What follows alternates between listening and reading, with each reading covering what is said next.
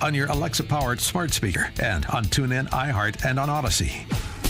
Now, from the Signature Bank Studios, this is Chicago's Morning Answer with Dan Proft and Amy Jacobson. America First with Sebastian Gorka, today at 3, right before Sean Thompson at 4 on AM 560. The Answer.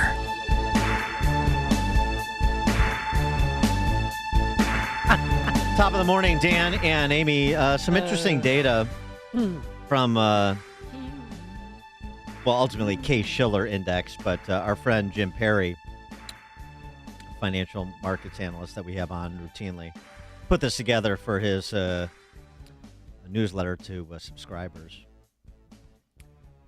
Looking at home prices over the last 20 years, America's major cities.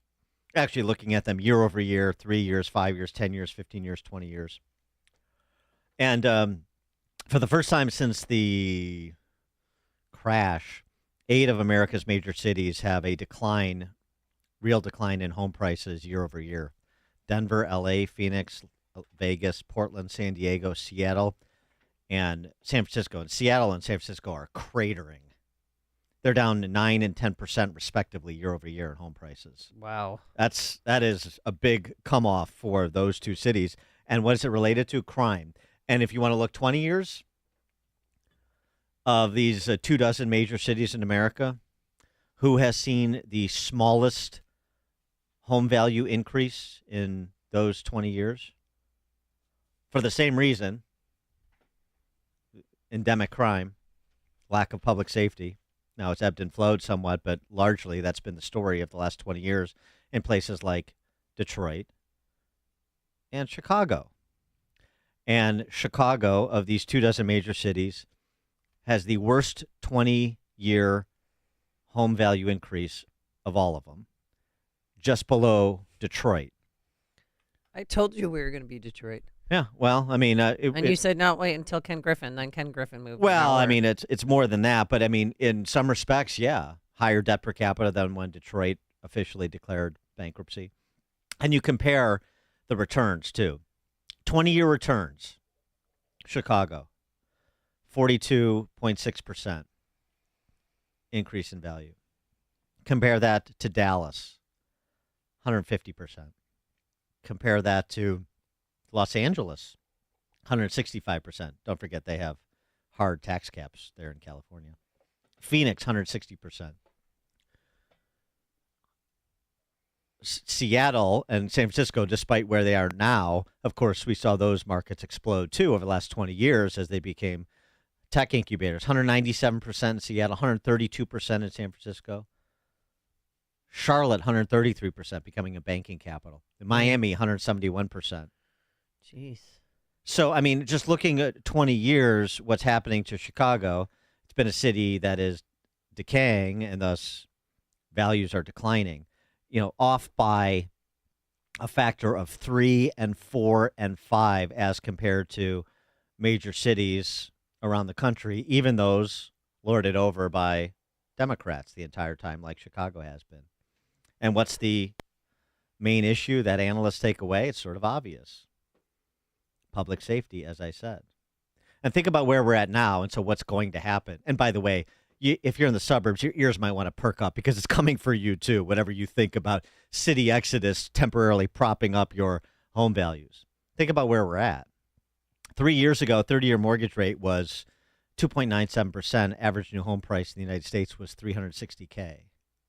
Today, a 30-year mortgage rate is 6.39%. Oh, gosh. The average new home price is $562K. The result is a $40,000 increase in the down payment you need to make and a 132% increase in the monthly payment you need to make. If you Thank God people locked in when they did. If you put 20% down.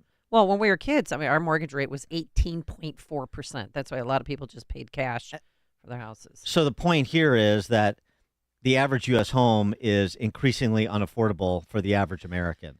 So unless mortgage rates plummet, the only solution is lower prices. And when there's no market for your home, the only solution is lower prices. And that's Chicago land. Emphasis on land, suburbanites. For more on what's happening to the city and how it's redounding to the suburbs. We're pleased to be joined by Florain Sohnke, who is at the Chicago Contrarian. He's a commentator on urban affairs in Chicago. Florain, thanks so much for joining us. Appreciate it. Good morning, Dan. Good morning, Amy. How are you? Good. So, I mean, this seems to me, this data seems to put even more pressure on incoming Mayor Brandon Johnson and his city council to be very cautious with respect to the taxes they want to impose, which, of course, include property taxes. I know he's not going to do it, but he'll have CPS do it for him. And he is still considering things like surcharge on million-dollar properties. So you want to tank the Chicago real estate market even more than it already is tanking, do the things that they're proposing. Well, I watched very carefully Brandon Johnson's address to the Illinois General Assembly last week, and what struck me most was, of course, besides the lofty rhetoric and the promises and the sloganeering, when we all know he's got an excellent relationship with Don Harmon and Chris Welch. Mm-hmm. Yesterday, the Tribune carried a story which Welch admitted the fair tax is off the table, but an abortion bill will probably be considered. They're taking the easy way out.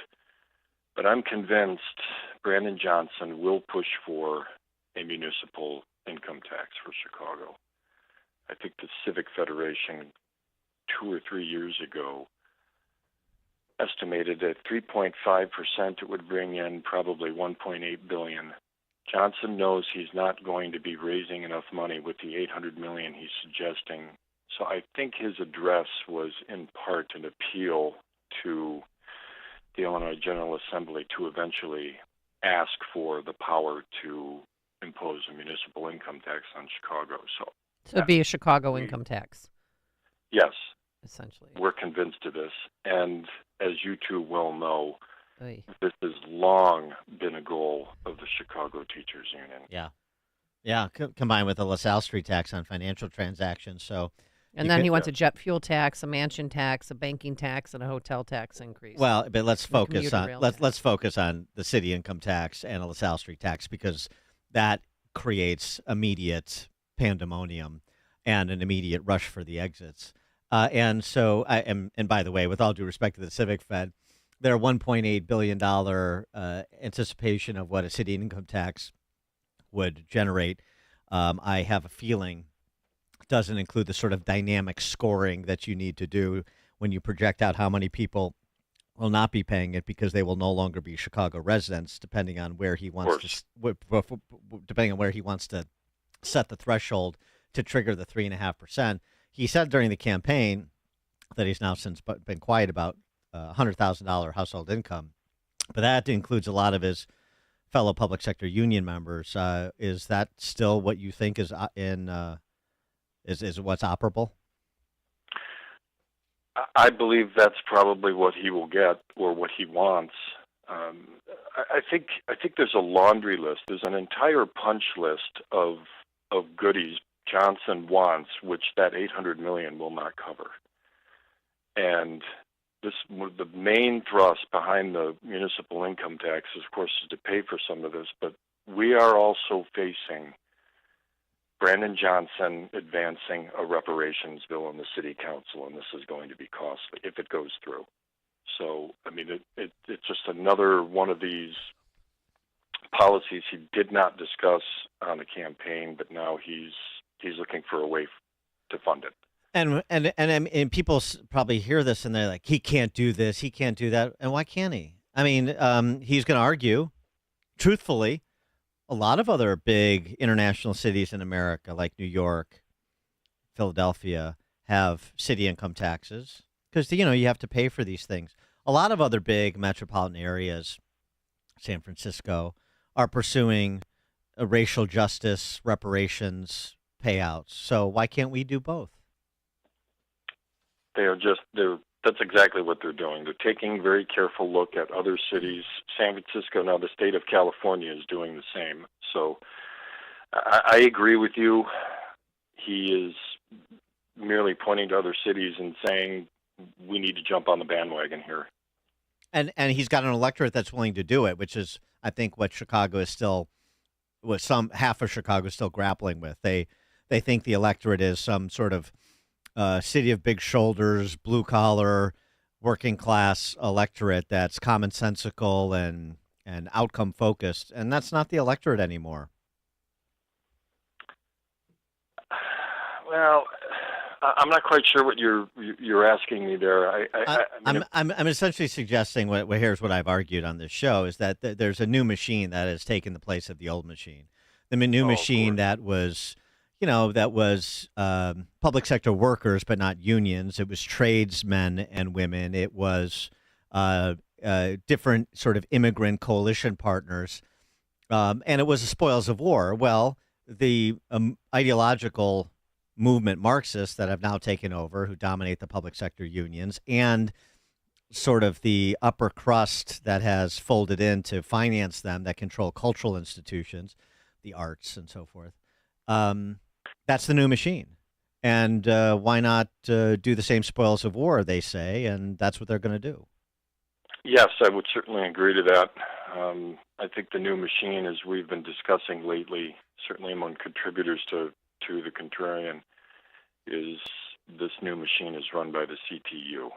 And in each, if you look carefully, they have this constellation of working family groups in every ward. That's the new daily machine. And it's Marxist in orientation.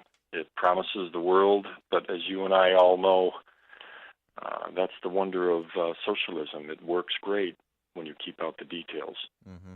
Yeah. What do you think, Mayor Lightfoot, is she, is about to start her last few weeks here in office? What do you think she would regret the most doing during her time in office? How much time do you have? Well, top I think two. the woman. Well, does she actually have regrets? Well, I think she. You know? I think she does. I think she might have a few regrets. I think if she was being perfectly candid the way she was last week at the African American Mayors Conference, where she must have had an epiphany for her to come out and speak out against the non-prosecution of crime, I think Mayor Lightfoot would probably regret not acting a little bit more sooner to declare crime as crime. During the early stages of the Floyd riots, it looked as if she was waving people in and giving a round of applause to looters and rioters as they ransacked Chicago. It took her until August. There was a shooting on a police shooting on the South Side in August of 2020, where she and David Brown finally declared it criminality when they had gone and looted the Gold Coast off of Oak Street. There was video capturing this. I would say if she did have a regret, we're starting to see it with her comments at the African American Mayors Association. I think she would probably say maybe that was a regret. Or she's just trying to blame shift to offload that legacy onto somebody else in terms of responsibility. Yes, I would agree with that. I still think she leaves a historic legacy of failure. Her only historic significance at this point is being the first openly gay black female. Mm-hmm. Triple other threat. than that, I don't. Yeah. We call her triple threat because that's how she introduced herself. Yeah, That's Yes. what she wanted to be known as. yeah, that's what. Right. So that's what she'll be remembered as, the triple threat. Wonderful, Always. wonderful accomplishment. Exactly. I mean, speaking of crime, public safety, there was a story that there's not as much interest in the Chicago police superintendent job as there has been historically. I know they've now retained a search firm, but there's something like 6 applications that have been submitted reportedly, and that's compared with like more than 24 from 4 years ago when Lightfoot was about to take office. Not a lot of interest in the Chicago Police Department among rank and file. We see that problem with recruitment classes at the police academy, and apparently even now with leadership. Well, I think this is I don't think this is too surprising. It's not too terribly surprising. We had I think, had it been 30 years ago, we could have had as many as 50 candidates. I think 25 just 4 years ago or 3 or 4 years ago was awfully low. Now it's 6. I'm sure the two of you have contacts in the police department. I had a brief chat with a police captain not even a week ago. It's problematic to get patrolmen to even apply for a sergeant's position today, to take the test for a sergeant's position, because those are the men and the women who get scapegoated most easily. Mm-hmm. And so they're having difficulty filling those ranks. The numbers on the wait list are very low. There is no interest in Chicago because there is no real policing in this city. There's a superintendent. I think David Brown did have some room to maneuver as a superintendent. I think Lightfoot and her predecessor, Rahm Emanuel, both had their clutches on the superintendents, but there's no interest because no one wants to work here. They see it is declining and turning into a third world Marxist hellhole. They see terrible morale among the rank and file. They see incompetent leadership above in the command staff, and they don't see a future. They don't see a long-term future, a position where someone could leave from a different city or be promoted from within and be able to enjoy a 7, a 10, or a 12-year career. They're lasting 3 and 4 years, and so it's not an appealing job for those reasons. Well, why does a careerist who harkens back to the Daley era, who's actually, I guess, well regarded, sort of across the spectrum of interests, like Rich Gaitis, why does he take the chief of staff job for Brandon Johnson? I don't know. I've been perplexed by this. I'm not in shock by Christine, and you'll have to help me with her last name. Zayas, yeah, right. Yes, Zayas. I'm not surprised. She's a community organizer just like Brandon Johnson. I don't know why he would. I don't know. I don't think this is going to bring any legitimacy to Johnson's staff. If you look at his transition team, they are all hardcore union officials. So I don't understand. I don't think it's going to bring any legitimacy to see a careerist like him. I don't think he would last very long. Yeah, it's my anticipation too. Just curious what the thinking is because he's not a dumb guy. Anyway, he is Florain Sohnke. He's a commentator on urban affairs in Chicago at the Chicago Contrarian. The Chicago Contrarian is the outlet. Check it out. Florain, thanks so much for joining us. Appreciate it. Dan, Amy, thank you very much. Thank you. And he joined us on our turnkey.pro answer line. Connect with Dan and Amy using the AM560 mobile app. Download it today at 560theanswer.com/mobile. Last June, when Roe v. Wade was overturned, many Americans celebrated. Less than a year later, a federal judge halted the FDA's approval of a drug used to provide chemical abortions. But even as many